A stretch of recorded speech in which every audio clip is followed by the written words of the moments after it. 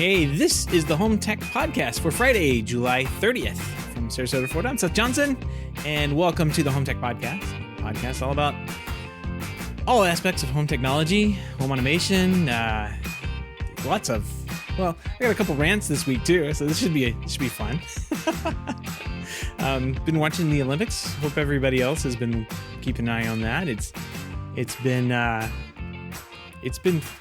hard. It's been hard to watch. I thought it'd be easier this year, 2021. Streaming is a thing. Cable cutting has been a thing. Still not really easily able to get like a live feed of like just random Olympic games, right? Like it's just, why not? I don't know. I paid $5 for the Peacock app because when all of the articles were like, oh, Peacock is where NBC was planning on they were planning on rolling out Peacock the same time as the Olympics, and that was going to be their big push for Peacock. And it sucks. I don't know it's just replays and something called the Tokyo channel, which is boring. Like I want to see the real good stuff. And I can't. So I bought a VPN. I've got a VPN. I can get into Canada there. So like Greg, it says, yeah, unless you're in Canada. Exactly. That was the idea. I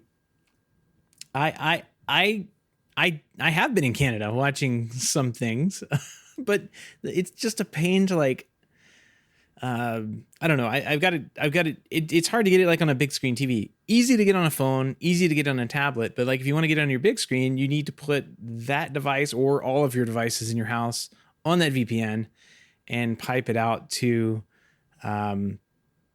Canada to get the good old CBC broadcast, which is great from what I've seen. It's good. It's better than the lousy NBC commentators because they're garbage. So I'm back to watching the antenna just for like the NBC coverage, lousy NBC coverage. But man, I really wish there was a way that you could just grab a decent feed and watch it, just of one of the things they're covering. It seems like there's cameras everywhere out there. They're catching all the moments, just not like dedicated. Like you would think that the Peacock app, if they were covering the Olympics with it, you would have like a grid guide of all the events and be able to tune in anytime you want. I haven't seen that, and I really haven't figured out if that's even on there. So no more $5 for you, Peacock, because nothing on there that I want to see anyway. Yeah, it's cool to see like skateboarding being an event this year. It's kind of really cool, like surfing too. And I always seem to run across new sports that I don't know are sports every time, like the Olympics are on. Do you guys know there's a 3x3 basketball, like street ball, like 3x3, 3-on-3 basketball, and like didn't even know it was a sport. It's got like, they play on half court, just like we did when we were kids, right? No breaks, 12-second shot clocks, 10-minute periods. First team to 21 wins. It's like street ball. That's great. It's an Olympic sport. So like all the stuff we did as kids, it's now Olympic sports. Why not? Want to touch on our home tech talks this week. Last week we said, will matter? And we had like an extended discussion on what Matter is. A little bit more deep dive into it. I think there's still a lot up in the air on the spec and what it can do. So we're just gonna have to keep an eye on it and see how it's implemented in the actual field when it comes out. I know I kind of leaned heavy into the Zigbee aspect of it on the show here, but we talked a lot more about the other things that Matter can do. It can connect over other networks besides Zigbee or Thread or whatever they're calling it. It's still Zigbee in my heart. But it's going to be an interesting spec because it's further up the stack for developers at Amazon or Apple to work with, and developers of any smart home product. It removes them one more step away from the bare metal processors and having to deal with that radio technology and all that good stuff. So we'll see how it works. We'll see how it works out. It should be interesting. Tomorrow, we're going to do a design review, part 1, and I'm going to kind of go over some of the things that I did as far as designs when they were coming up, and hopefully other people will want to share what they're doing for designs as they come up. Got a interesting little project to kind of like put together for a friend, and we'll see how that goes. But with that, why don't we jump into some home tech headlines? Well, Alexa routines can now be triggered using multiple custom phrases, which makes it easier for everyone in a household to initiate smart home automations without having to remember the exact keywording for names of scenes or devices. For example, instead of having to remember Alexa Goodnight, which seems like it'd be pretty easy to remember, but whatever. You may say it differently. You can now assign additional phrases like Alexa Bedtime or Alexa Night Night, and you can even add Alexa Bonne Nuit, which is like French, I guess. Because there's Amazon has support for multilingual households. You can add up to 7 custom phrases, which all can be assigned over to the same routine. This is a killer feature. It really is. This is really what attracts me to Josh AI and what they were doing over there, where you can add aliases in for just about everything, the devices, the scenes. Josh AI really lets you get in there, and if something isn't triggering correctly or the system thinks that you are saying something you're not, you could just go in there and give that device or that scene an alias, and magically it starts saying, oh, well, they mean this when they say that. So yeah, that's really cool. This type of feature is certainly welcome. It helps move past that, command line feel of how these devices have worked in the past, and where you have to like recite certain incantations, like you have to recite them exactly so the scene or device gets controlled. So keep it up, Amazon. It's a really cool feature. Glad they were able to add that in. Well, today was the day. 13,850,000 shares of Snap One common stock went on sale this morning for a price of $18 a share, with an estimated proceeds of $249 million. The company had hoped the IPO would be between $18 and $22 per share, but Wall Street had other ideas. Shares quickly fell to $16 after opening and closed out the day at $16.55, which is down 8% from its IPO price. Snap One had hoped to use the IPO to the funds raised from the IPO to pay off most of a $245 million term loan. So the company could free up money to take advantage of new opportunities, both internal inside the company and external. So we'll be Ty saying, dang, no penny stock on the Snappo, which really, like, why is it SNPO? Totally a missed opportunity for Snap. Literally, like the one of the coolest marketing things that the company's ever done. Why isn't it OSNP? I think it would have been instantly recognizable. But Snap One, Snappo, I don't know. I don't get it. Missed opportunity. Should have done OSnap. All right, moving on. Well, I'm going to go on a rant here. This was caused by a story over on CE Pro where it wasn't really a story. It was kind of a slideshow, and I suspect there'll be a longer article that accompanies it in one of their magazines and kind of goes over what each one of the slides mean. It was just kind of pictures on their website, but they were kind of saying that wellness really hasn't panned out the way everyone thought it would. Imagine that. So here they've got a couple of statistics from integrators in the space and from consumers as well. And so they said the median percentage of projects with wellness technology included over the past 12 months was 8%, which is much lower than dealers were forecasting during the midst of the pandemic. Despite this, dealers are expecting numbers of projects to double that have wellness aspects in them over the next 12 months. And there are a couple of ways this might happen, I think. So put a pin in this. I want you to put that pin in and remember, I was talking about this earlier. It's something to note that last year that 36% of the dealers believed this, and now that's dropped down to 20. So dealers are kind of losing faith in this wellness thing. And I don't know. There's still some of them that are bullish about it, but we'll have to see. Clients in general seem to be undereducated about the technology too. So not that there's like much to understand or really learn about this stuff, but only 25% of them reported that they have a good understanding, but want to know more. And only 1%, that's only 1% higher than last year. So really there hasn't been the education provided to clients out there, or just education doesn't exist. in my book, I think you can kind of hear where I'm headed with this. The education doesn't exist because it doesn't exist. And here's where things kind of get interesting. Wellness-centric product awareness among integrators. Most dealers have heard of HCL, human-centric lighting, which is the worst name of anything. Adaptive lighting. We've all kind of talked about that in the past. It's where the lights will change colors to match what you see in the daytime, I guess. And then as night comes, they will change colors and be more amber, more warm and inviting. And that's to simulate sunset, I suppose, and get into your circadian rhythms, where you feel good and have less anxiety at the end of the day. I'm not sure, but that's what the idea is behind it. The second most was EPA Indoor Air Plus. I've actually heard of this. Yeah, it's a certification that you can get with certain air filters and setups inside of a house. 3 well certifications, 4 biophilia design.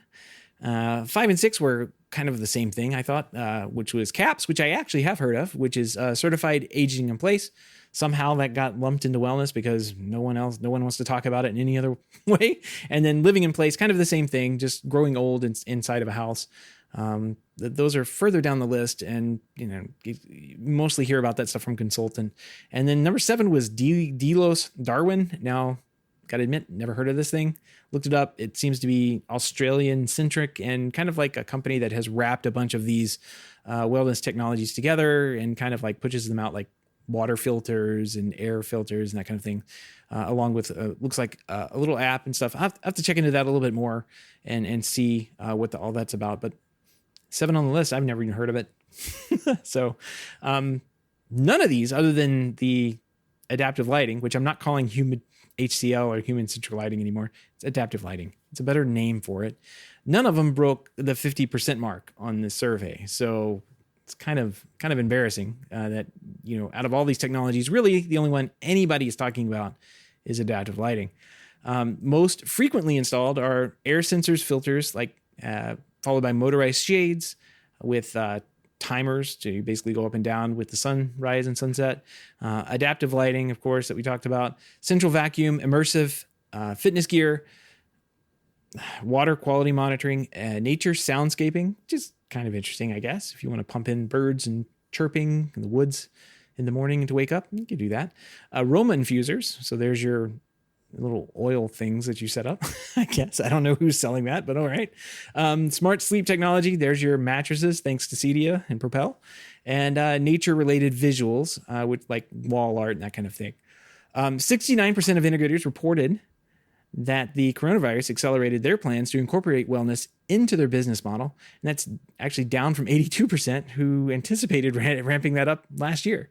So I don't know, 82 down to 69. It seems like dealers are losing interest in it. Dealers are less likely to pursue initiatives that would actually bring wellness business into their business, like training, marketing, getting new, going out and figuring out what new vendors they need to pick up, installing that stuff in their showrooms, or even hiring a wellness expert for their business as someone to work inside their business.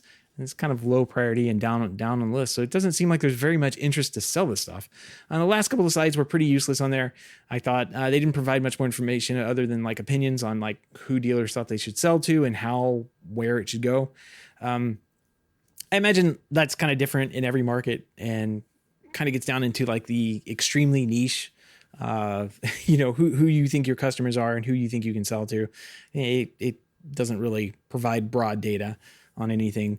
Overall, I think people are just flat uninterested in this. I'm going to write it here, pseudoscience. If you have a specific need for cleaner air, you might feel better if the light turns on and off from blue to amber as you go to night, as you go to bed at night. And there might be product out there for you. But you see all those qualifiers I kind of have to put on there, like feel and need and might. Like that's before we even talk about like even if these products exist in the first place, much less if they're even reliable and do what they say they're going to do. One of the things that I kind of mentioned earlier, CAPS, I've dealt with them for a long time. It's kind of the same thing. And CAPS, so that's certified aging in place. that's where you would build a house for someone who is going from being a healthy adult into kind of like the end of their years. And it's a lot of it's like making sure that the house can be or is wheelchair acceptable, making sure that the doors are built to a certain width, like there's no no doors inside the house that you couldn't get a wheelchair through, that kind of thing. You actually raise the outlets up, so where you don't have to bend down so far to plug them in. Kind of actually some decent ideas in caps. But all of the stuff that has been brought to this industry for having smart sensors to monitor medication and motion detectors or cameras to check in on grandma from 3,000 miles away. I don't know. I think just even here in Florida, that stuff kind of falls flat because privacy, right? And independence, really. Like grandma doesn't want to be bothered with that stuff, much less. She doesn't even have internet in the first place. So that's already a hurdle. And then you're talking about putting all this technology in there. So I guess you don't have to call, or she doesn't have to call you every day. I don't know. It just doesn't seem like it's a long-term solution for anyone, any party interested. If you get what I'm trying to say here, it's just not a great idea. It certainly provides an income for a lot of consultants out there. And I kind of think that's where the nature, wellness, biophilia stuff is coming from too.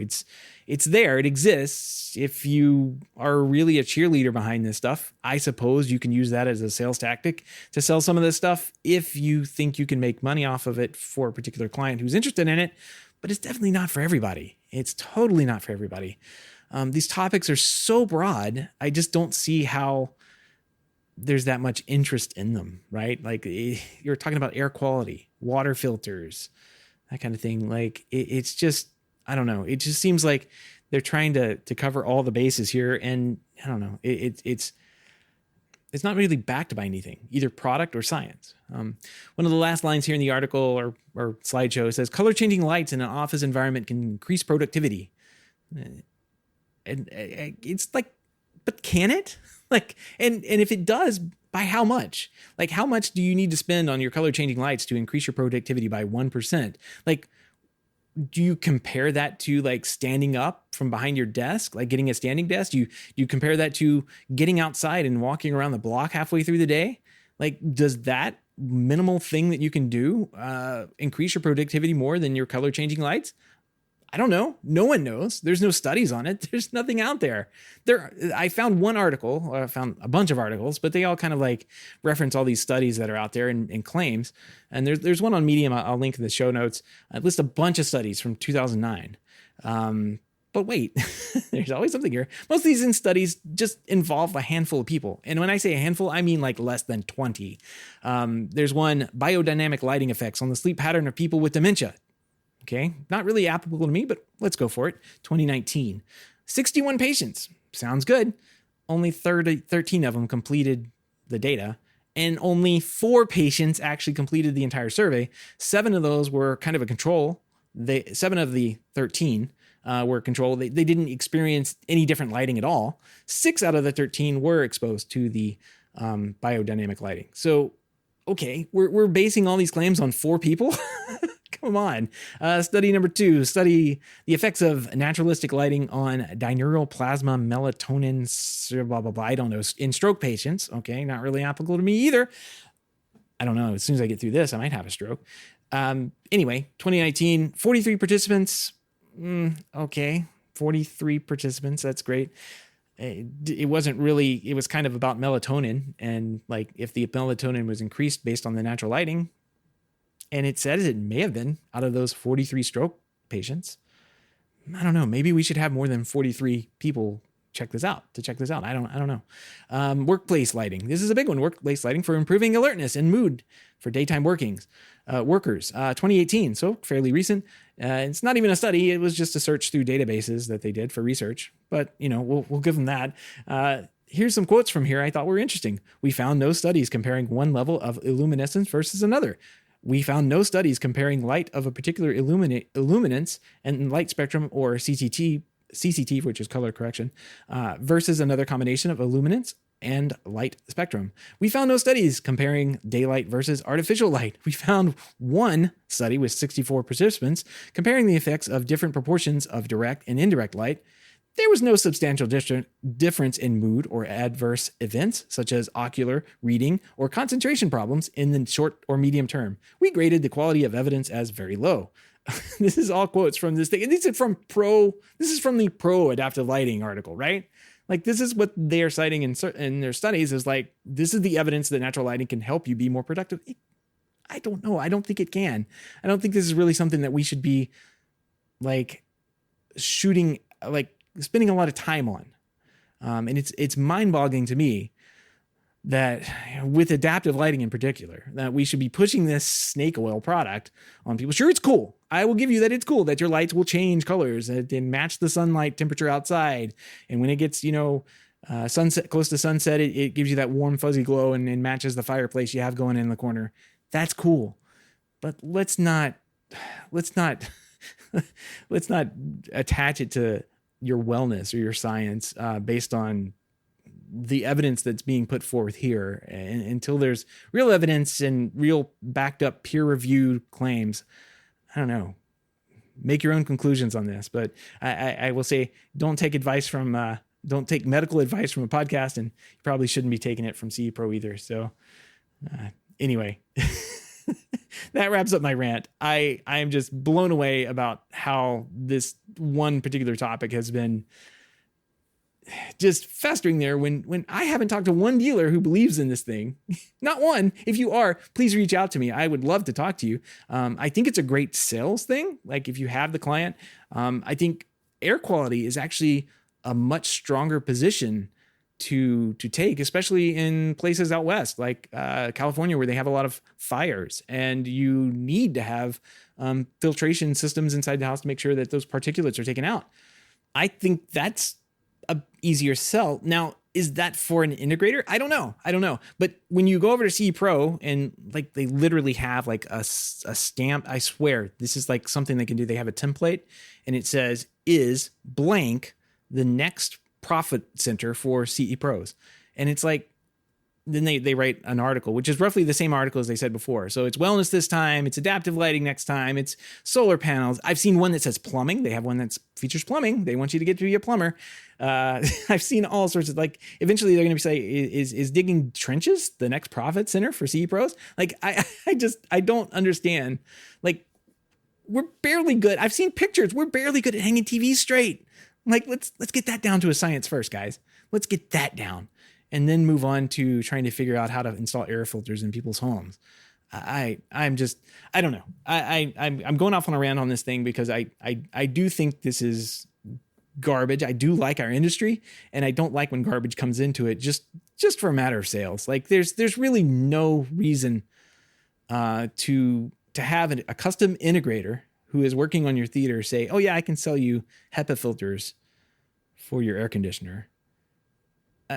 I don't get it. I really don't, guys. I'm sorry. I don't get it. But there you go. All the links and topics we discussed tonight can be found in our show notes over at HomeTech.fm/359. Again, that link is HomeTech.fm/359. Don't forget you can join us in the chat room starting Wednesday, sometime between 7 and 7:30 p.m. Eastern. It's a lot later tonight because I was up researching all of these stupid studies that have 10 people in them. And 4 people that actually fill out the forms. Anyway, got a cool pick of the week this week, and it has to be the Playdate. So this is a little gaming system. Pre-orders start on the 29th, which is tomorrow for me, but yesterday for you if you're listening to this on Friday. So it brings it back up to the news this week. It's a really cool, like, retro style game system that kind of looks like if a cross between, like, if a Game Boy had a baby with a fishing reel. It's made by Panic in Seattle, which is kind of one of my favorite software developers out there for the Mac. And they've done a lot of really cool stuff. I run their software daily on my computer. But they have gone into, like, gaming in the past. They made a real cool game called Firewatch, and then they have started this project where they're making hardware for games. It's got a 2.7-inch mono screen which is kind of retro, kind of like think about the Game Boy screen. It's got USB-C, Wi-Fi, Bluetooth for connectivity and charging, headphone jack, and also has a little crank on the side that folds out for a game, like maybe a fishing game. I don't know what you're going to have with it, but like you can use a little crank like a fishing reel. It's bright yellow, so kind of hard to miss.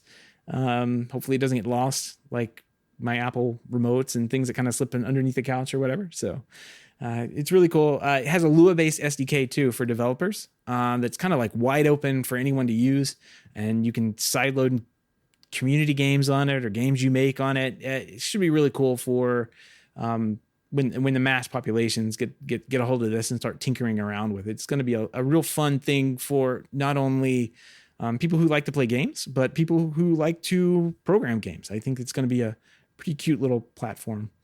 It's $179. It went up about $30 from, I think, about 2 years ago. I think they said that was going to be $149. But it's, of course, gone up with everything that's going on. It's a great looking product from a really cool company. If you want to check out that, it's at play.date. So like you write play.date and hit enter in your browser and it gets you there. Like when did date become a domain like .com? But play date. Pretty cool. Check it out. If you have any feedback, questions, comments, picks of the week, or great ideas for the show, give me a shout. Email address is feedback@HomeTech.fm. You can visit HomeTech.fm/feedback and fill out the online form. And I want to give a big thank you to everyone who supports the show, but especially those who are able to financially support the show through the Patreon page. If you don't know about the Patreon page, head on over to HomeTech.fm/support to learn how you can support HomeTech for as little as $1 a month.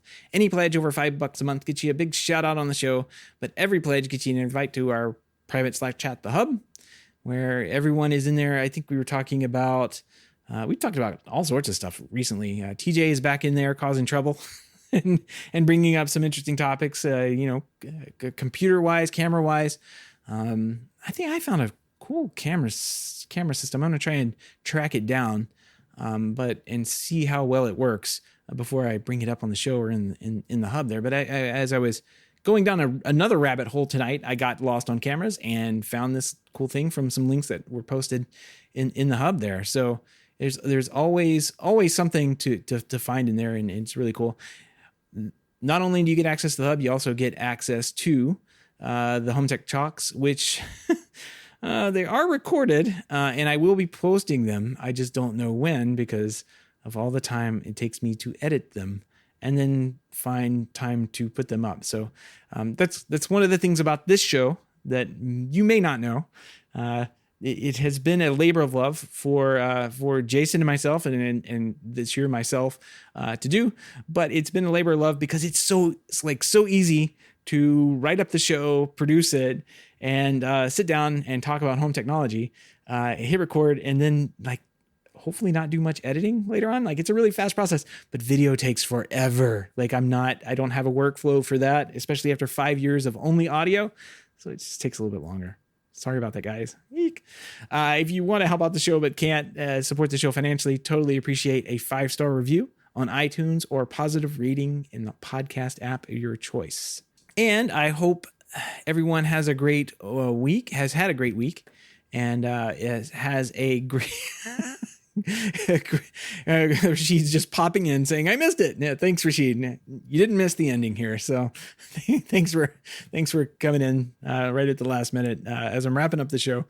But I hope everybody's having a great week. That pretty much wraps up in the HomeTech headlines this week. Still pretty light out there.